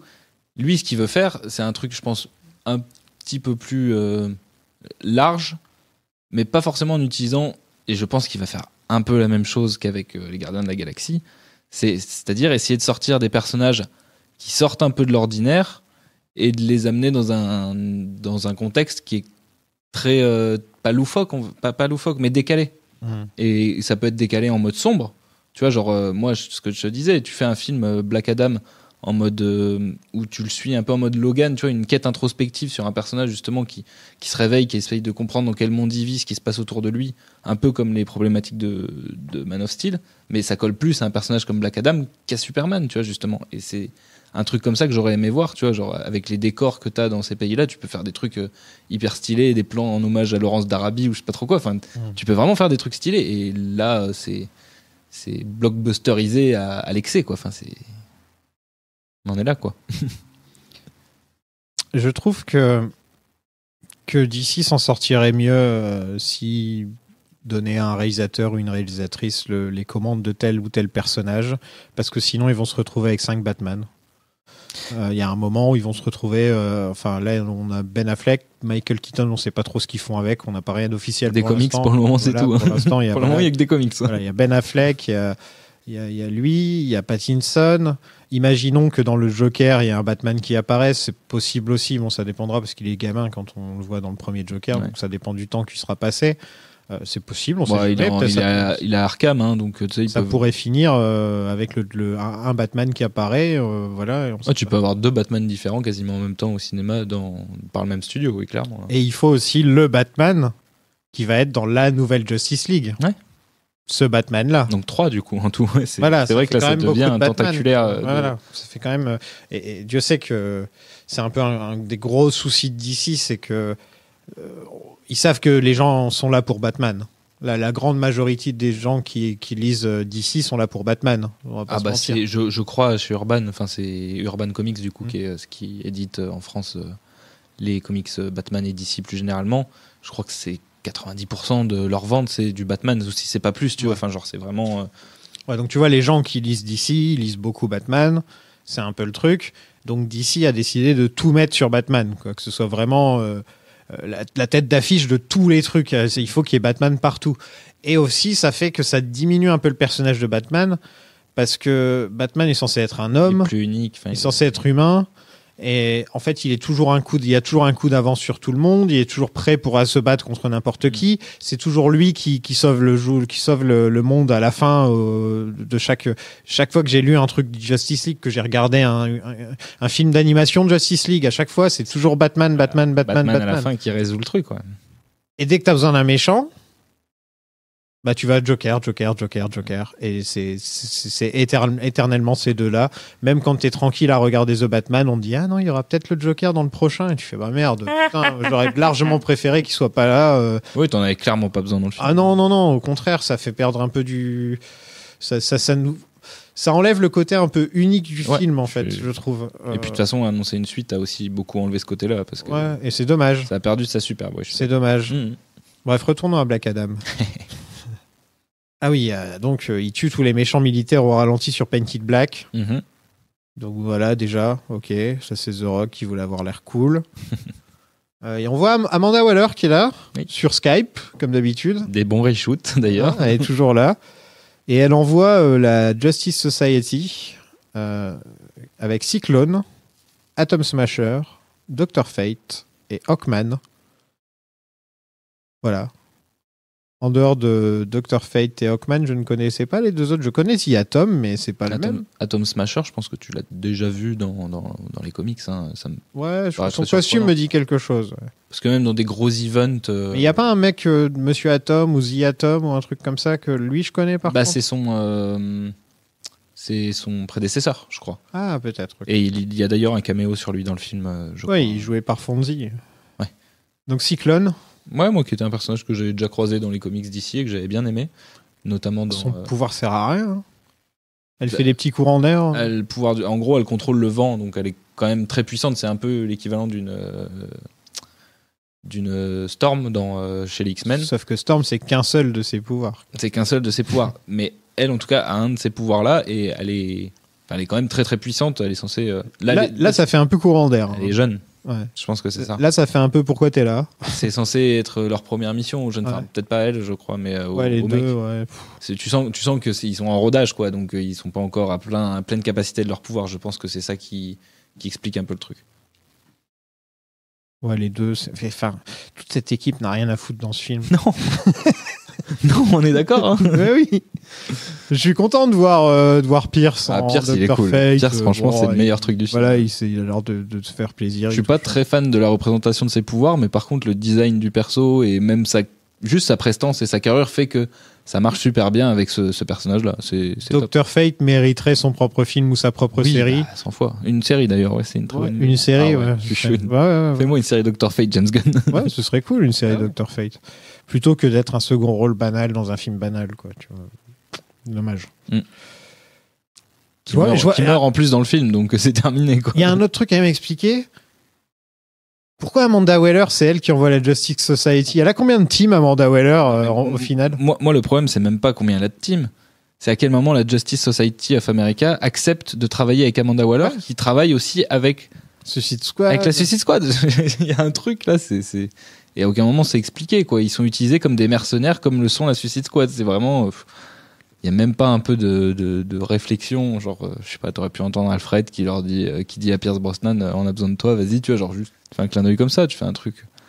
Non, tu recales Amanda Waller pour montrer que t'es encore dans l'univers. C'était vraiment pour raccrocher les wagons. Hein. C'est Black Adam qui voulait s'inscrire là-dedans parce qu'il avait un projet. Dwayne Johnson qui avait un projet à long terme, je pense. Hein. Cette volonté-là de s'inscrire autant dans la suite des films de Snyder, pour moi, c'est ça. Hein. Elle est apparue dans Suicide Squad, dans The Suicide Squad, dans Peacemaker et maintenant dans Black Adam. Est-ce que c'est le personnage qui est le plus apparu, qui est le plus récurrent dans le DCEU? C'est clairement possible, hein. En vrai. Ah non, il y a peut-être. Non, Bruce Wayne, il se repointe pas pour l'instant dans d'autres endroits. On le voit dans Suicide Squad, c'est vrai. Si, ok, il y a lui aussi. Ouais, il y a lui. Et Hawkman qui se pointe et qui a un énorme manoir et qui a le même vaisseau que les X-Men. Ah oui, non, mais ça, par contre, c'est. Je sais pas. Ils n'ont plus rien à foutre, les gens qui écrivent ces films. Hein, c'est pas possible. Ça revient à ce qu'on disait tout à l'heure. Est-ce qu'ils ont fait exprès de faire un hommage aux X-Men et à cet endroit-là, sachant que c'est la concurrence, donc c'est un peu bizarre? Ou est-ce que c'est tellement du je m'en foutisme que tu reprends exactement la même chose en te disant bon, ça passe? Il est riche, Hawkman, dans les comics? Oui, bah oui, bien sûr qu'il est. Enfin, il est riche. Moi, je connais Hawkgirl à cause de. Elle aurait dû être dans le film, mais apparemment, elle a été supprimée du film pour des questions de droit, mais ça, on ne sait pas plus. J'aurais adoré qu'il y ait Hawkgirl d'ailleurs dans le film, mais on a eu Hawkman. Mais il est presque ridicule en plus, je trouve. Enfin, il est pas très. Tu te rends compte qu'on a toujours pas eu de film Flash ou Green Lantern dans cet univers, mais on se tape Black Adam quand même, putain de bordel de merde. Oui. Non mais c'est vrai quoi, le sens des priorités dans la vie. Pour la défense de Flash, il aurait dû sortir avant Black Adam, mais il n'est toujours pas sorti. Il aurait dû déjà être sorti il y a 5 ans. Je sais, oui, mais il est toujours pas sorti. Donc, ça aurait dû être un de leurs premiers films sur la liste. Mais par contre, chez la CW, on en est à la 8e et dernière saison de The Flash. C'est vrai. Et il y a Green Arrow qui revient. Oh, putain. Donc on dirait un autre film que celui qu'on m'a proposé au début. On est d'un seul coup dans un manoir X-Men, dans un vaisseau. Il y en a un qui... comment il s'appelle, Dr. Fate, qui a des pouvoirs un peu vagues dans le film, hein, quand tu réfléchis, alors qu'il est quand même vachement plus puissant, hein, normalement. Si je me rappelle bien, dans Justice League... c'est vraiment l'équivalent d'un Strange, à la différence près que lui, il détient ses pouvoirs d'un dieu égyptien, en fait. Enfin, d'un sorcier égyptien, même. Mais là, il a le même truc miroir, un petit effet miroir là, qui se casse, tu sais, le miroir qui se brise. C'est la même chose, quoi. Oui, c'est clairement la même chose. Ouais. Ils sont pas trop embêtés sur essayer de creuser un peu les pouvoirs de Dr. Fate. Ils ont pas fait grand-chose. Ils l'ont bien rendu visuellement, mais ça s'arrête. Donc à Tornade qui envoie des barres de fer pour arrêter Black Adam, faudra m'expliquer quand même. Ah non, mais dans les confrontations, parfois c'est ridicule. Et puis, il y a une différence de puissance qui est mal représentée, tu vois. Genre, c'est un peu fait à la va-vite, je trouve. Enfin, je sais pas comment ça s'est passé parce que le film a commencé à être tourné, il y a eu le Covid, il a repris, machin. Donc le film a dû être fait en plein de fois et du coup, beaucoup de retravaillé. Mais tu sais encore une fois que c'est un film malade. Enfin, genre. C'est pas très réfléchi quand même dans toute la construction du personnage et du film, et notamment les scènes d'action. Enfin, à part la première, la limite, qui était dans la bande-annonce et qui avait déjà été pas mal montrée, j'ai pas une scène marquante en tête parce que quand tu penses au méchant de fin, il est là 5 minutes et puis c'est terminé, quoi. Enfin, c'est vraiment très très rapide. Hein. Je bois plus, mais donc je vais pas forcément encourager les gens à le faire, mais je pense qu'il y a des jeux à boire à faire dans ces... Oui, tu peux faire des bingos assez facilement. Ouais. Et là, par exemple, j'ai noté, c'est moi où on a le droit au perso qui cherche sa catchphrase dans tous les films de super-héros en ce moment. Ouais. Donc à chaque fois qu'il fait sa catchphrase, tu peux aussi boire. C'était quoi C'était dans quoi là dernièrement qu'il y avait un personnage qui cherchait sa catchphrase? Oui. C'était dans She-Hulk. Non, c'était dans Thor 4. Thor 4, c'est le personnage de Nathalie Portman qui cherche sa catchphrase sur le film. Voilà. Oui, exact. Il y a beaucoup de bagarres pour pas grand-chose. Il y a la couronne. À un moment, ils se mettent à jouer Power de Kanye West comme si on était en 2006. Enfin, je sais plus quelle année c'est sorti, ça. Ouais, ça date un peu. Non, et puis c'est cliché à mort, quoi. Painted Black et ça, tu peux pas faire plus cliché comme musique, quoi. On dirait que c'est mon daron qui les a choisis. Painted Black est réarrangé et tu pourrais presque ne pas le remarquer si tu connais pas la chanson.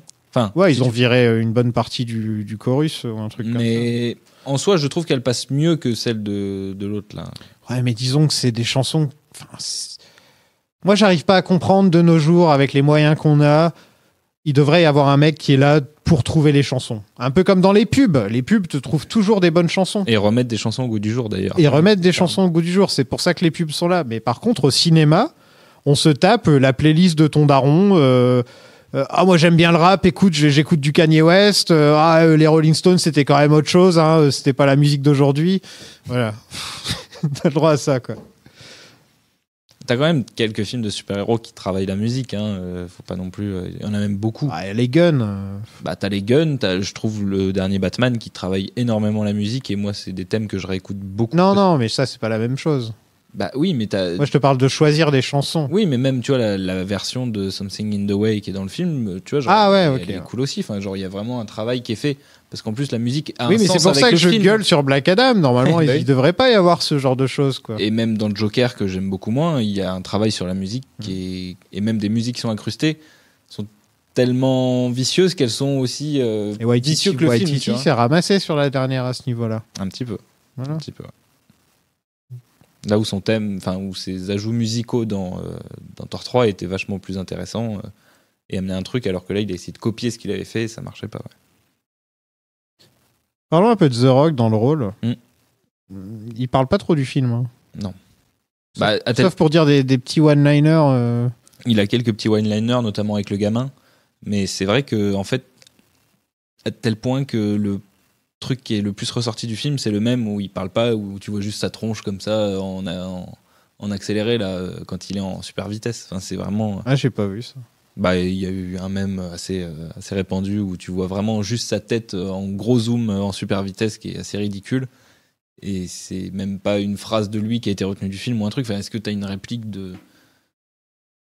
Non. De lui qui t'est resté, tu vois. Enfin, non. Enfin, voilà, c'est. Ah, il y a aussi des drôles de références. Genre le Bon, la Brute et le Truand. Genre d'un seul coup, t'as la musique du Bon, la Brute et le Truand et ils prennent la pause et tout. Ouais.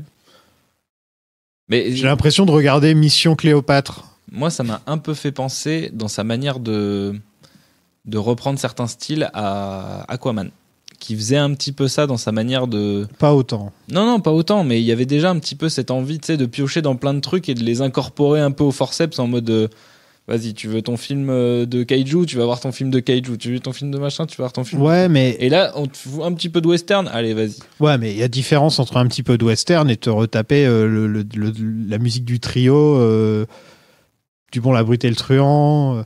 Ouais, mais en même temps, faut mettre des références que le public puisse avoir. Tu fais une référence visuelle. Western, tout le monde comprend. C'est filmé comme ça à la hanche, t'as la main qui bouge à côté du flingue. Le nom des plans viennent de ces genres de films, donc forcément, genre, c'est connu.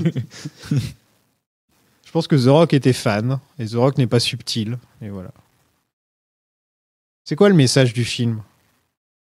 Il est un peu ambigu, le message. C'est travailler avec les colonisateurs pour protéger ton héritage. Non, je sais pas si c'est ça quand même. Ils disent qu'il faut faire équipe avec les blancs. Enfin, les blancs. Les Américains et les Anglais. Voilà, pour être ouais, mais...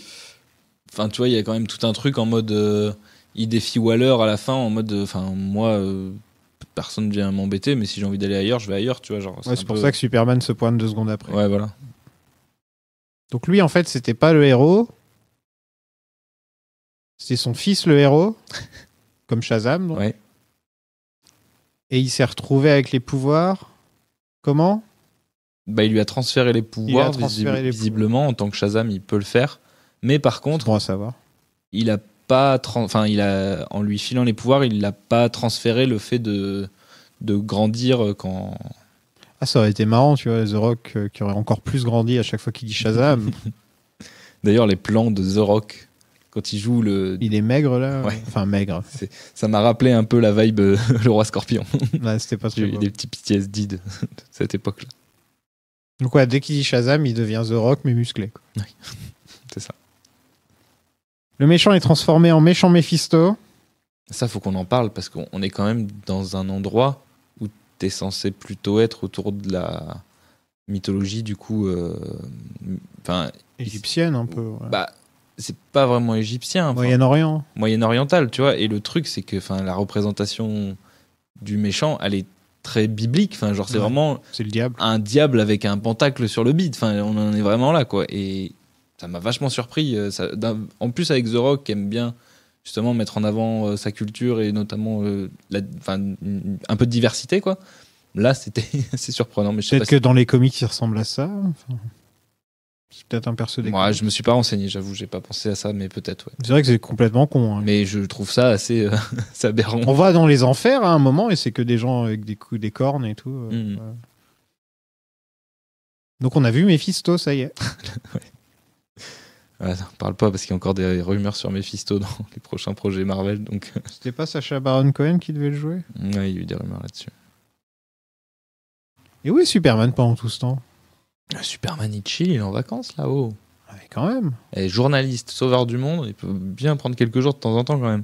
Ils ont la Justice Society, quoi. Ils ont la Justice League dans leur monde et ils envoient la Justice Society. Et ils envoient les sous-fifres, il est pas en vacances, je te l'ai dit. C'est vraiment, il est pas là, donc on envoie l'équipe. Ouais, mais il est là à la fin du film pour nous rappeler que Superman existe, donc c'est un peu étrange. D'ailleurs, est-ce que tu as remarqué un peu les différences sur la version du Superman d'Henry Cavill dans ce film ? Bah déjà, les couleurs sont bien plus vives. Et il y a la musique de John Williams. Voilà, on est vraiment... on n'est plus sur celui de Snyder, par contre, quoi. Il avait vraiment envie de le retravailler en plus lumineux. Dr. Fate qui se sacrifie. Encore un personnage qui ne sera que dans un seul film. Et il libère Black Adam.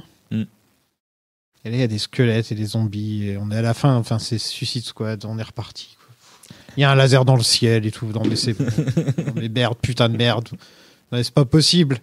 Non, mais on est en 2023, bordel de putain de bordel. Excusez-moi.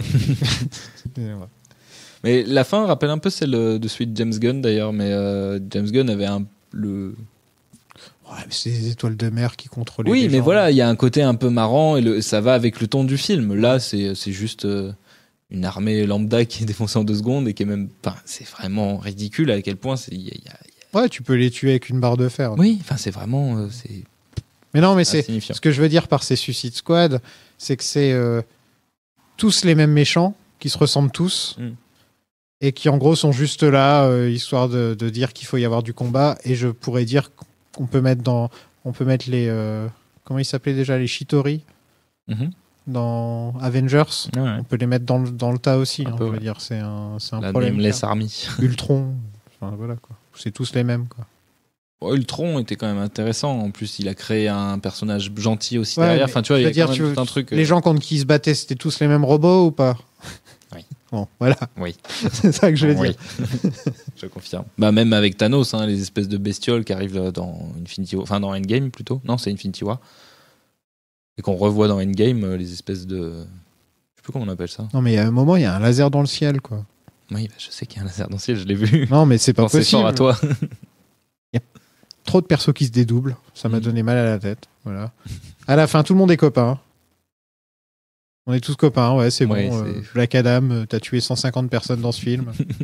Mais c'était des méchants, ils avaient des mitraillettes. Ouais. Donc on s'en fout hein, s'ils avaient des familles ou ce genre de trucs, hein, on pose pas de questions. Il y a un truc que j'ai remarqué, je voulais reparler de ça, par rapport au personnage de Black Adam. Est-ce que tu trouves pas que des fois il est un peu traité comme un Gaulois d'Astérix et Obélix ?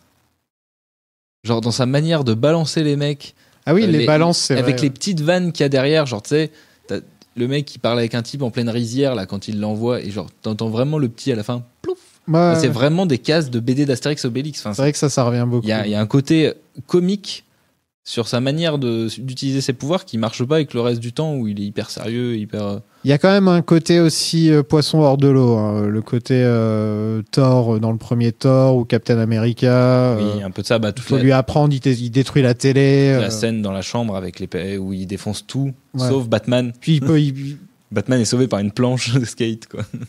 Tu vois, Batman, ils peuvent jamais être c'est le seul dans la scène, il défonce Flash, il défonce Superman, il défonce Wonder Woman, mais Batman, la figure de Batman qu'on voit dans la chambre reste intacte alors que les posters dans tous les autres sens sont tous défoncés. La seule fois où ils ont osé quelque chose avec Batman vraiment, au niveau de l'analyse du personnage, c'est Lego Batman. Ouais. Ah bah c'est le film qui va le plus loin sur où on montre Batman être humain dans le film. C'est vraiment le film qui va le plus loin sur le message de qui est Batman. C'est dommage d'en arriver là.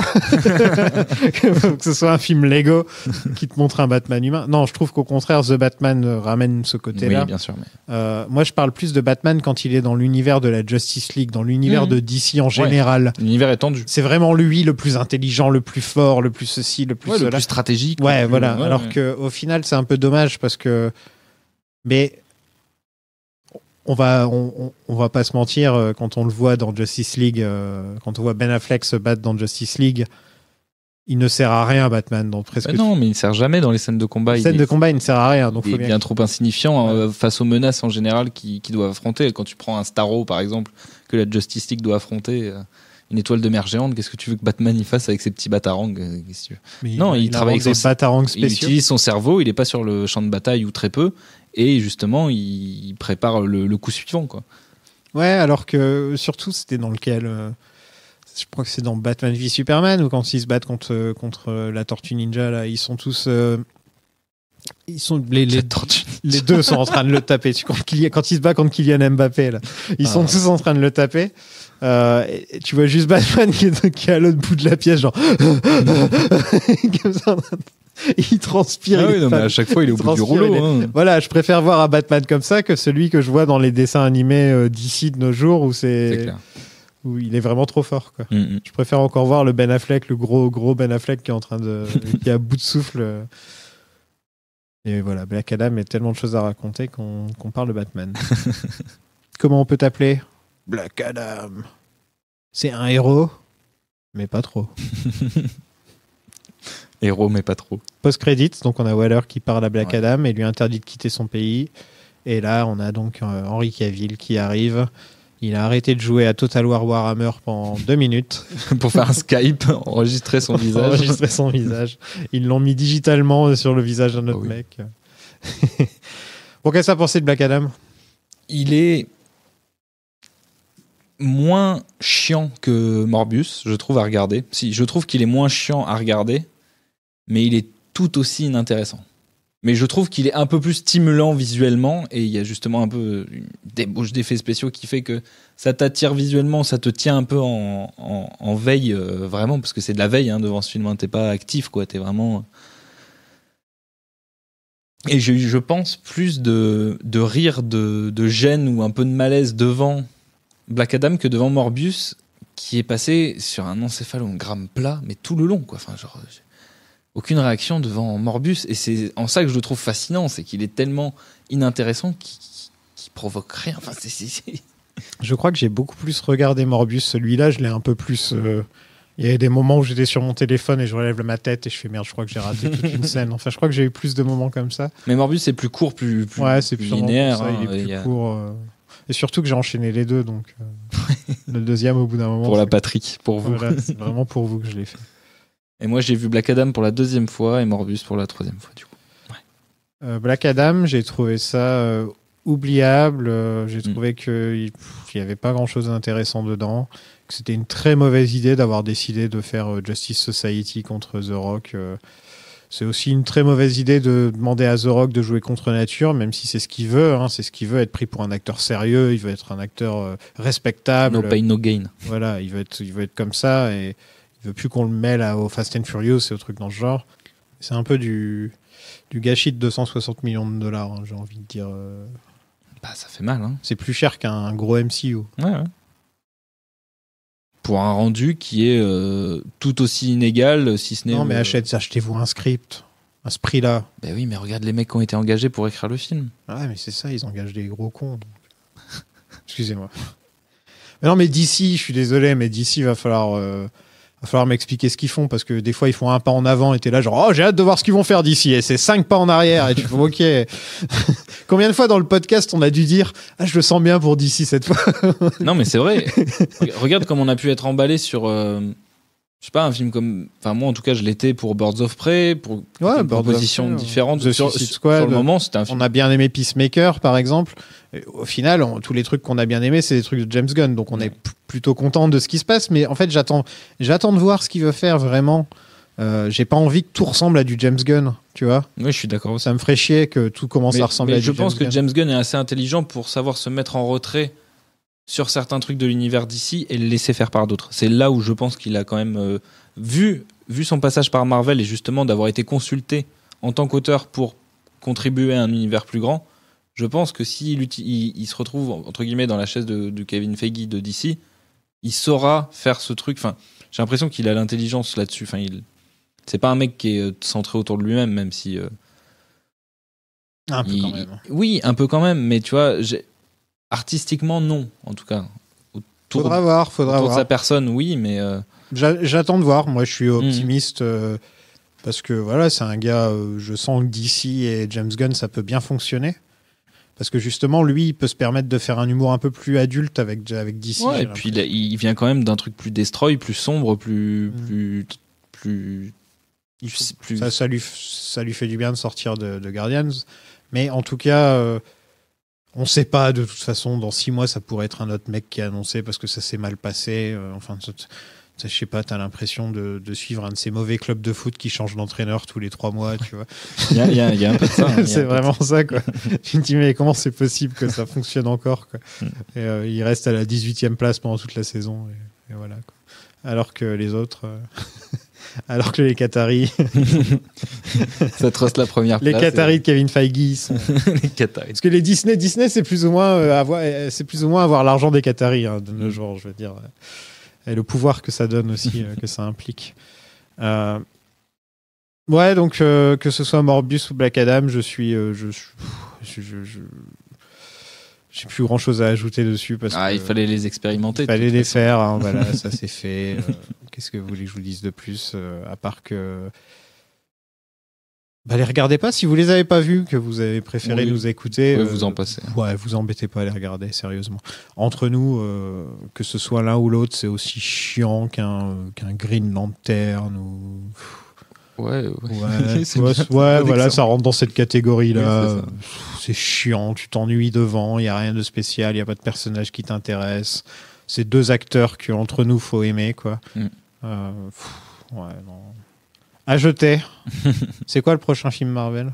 C'est Ant-Man and the Wasp Quantumania, qui est une bande-annonce qui est sortie aujourd'hui d'ailleurs. J'ai vu qu'il y avait MODOK dedans. Ouais, ça je suis content. Il a l'air moche. Toujours un peu moche MODOK dans tous les cas. Il paraît que ça ressemble à Spy Kids. Oui, depuis la première bande-annonce, ça ressemble un peu à Spy Kids, mais bon. Donc le prochain d'ici ? Et le prochain d'ici... The Flash ? The Flash ? Je sais pas. Donc en mai ? Attends, ils ont 4 films de prévus cette année. Hein. En mai ou un truc comme ça ? Je crois. Tu veux que je sorte la liste ? Ouais, sors la liste. Ant-Man 3, Shazam 2, Guardians 3, Spider-Man Across the Spider-Verse. Oui, tout à fait. The Flash, The Marvels, Blue Beetle. Oui, tout à fait aussi. Kraven. Bon, on fera une double feature. Incroyable. Blue Beetle, Kraven. Ça sent la bonne double feature, ça. Ouais, ça va être pareil que cette année, voilà. Oh, trop bien. Aquaman 2, oui, il y a Aquaman 2 aussi qui est censé sortir, tout à fait, ouais. En tout cas, ouais, la prochaine fois qu'on va se pointer, ce sera en février. Scott Lang contre Kang. Kang le Kangaroo. Et niveau série, il y a peut-être des séries aussi. Oui, il y a beaucoup de séries chez Marvel, surtout. Les séries. Oui, il y a plein de choses qui arrivent. Si vous voulez écouter toutes les séries dont on a parlé l'année dernière, c'est sur le Patreon, patreon.com/plan-séquence. On a fait quoi ? On a fait... La dernière, ça doit être She-Hulk. On a fait She-Hulk, on a fait Miss Marvel. Mais on va les mettre en ligne. Hein, je vais les mettre en ligne, un de ces 4. Moon Knight aussi, ouais. Donc pas mal de séries, hein, et en plus de tous les autres trucs que je propose régulièrement. Oui. Et ouais, si vous voulez me retrouver moi, c'est du côté de la saga. En ce moment, on fait Le Seigneur des Anneaux. C'est super sympa. C'est autre chose que de parler de Morbius. Tu m'étonnes. Je prends bien plus de plaisir à écouter vos épisodes qu'à regarder Morbius. Merci, c'est le meilleur compliment que tu puisses me faire. Ouais, je sais que ça te touche. On aura Shazam en mars, Guardians en mai. On en a 2 en juin. Ouais, on en a presque tous les mois. On a un film tous les mois. Donc il faudra voir aussi avec mon emploi du temps et tout. Parce que la saga, ça prend beaucoup plus de boulot que... Comme il y a des invités, des trucs comme ça. Et puis il y a du fond. Toi, t'habites à 10 minutes de chez moi, tu vois, je peux faire « Hey, tu peux venir ?» Ouais, j'arrive. C'est vachement plus simple. Oui, il y a du fond, c'est pas comme Marvel Initiative où c'est que de la forme. Tu vois, non, c'est pas que de la forme, mais disons que les films sont un peu moins... Oh, ça dépend lesquels. Ça dépend lesquels, évidemment. Il y a des grands classiques, mais... Il y a des gens qui te diront « Ouais, Winter Soldier ». Bon, je suis capable de dire ça. J'adore à chaque fois les gens qui sortent Winter Soldier. Je défends tellement Ant-Man 1 et Ant-Man tout court dans le MCU que je suis heureux que ce soit lui qui fasse arriver le plus grand méchant, le nouveau grand méchant, dans son propre film, alors qu'à chaque fois, il arrivait après la guerre, quoi, à tel point que... Et lui, il a fait le chemin inverse de Thor. C'est que Thor, ça commençait pas comme une comédie et ça finissait en comédie. Avec les années, ça devenait de plus en plus une comédie. Et lui, c'est l'inverse. Avec le temps, ça devient dramatique. À voir ce que ça peut donner. Ouais, à voir. Peyton Reed, on croit en toi. Ou pas. Ouais, non. Pas trop. Moi, je crois en personne. Oui. À part Zinedine Zidane. Ah, ça. Voilà, le message est passé. À la prochaine, tout le monde. Salut. Put my best of best, put my 10 a 10, or put my spend a spend. Have sex, excel. Ultimately cash-show. Volava. Tingani tandi best-show. Volava. Tandin tashi tandi hash-show. Volava. I funi kati funi cash-show. Excel, put my hands a yes. Put my best of best, put my 10 a 10, or put my spend a spend. Have sex, excel. Put my hands a yes, put my best a best, put my 10 a 10, or put my spend a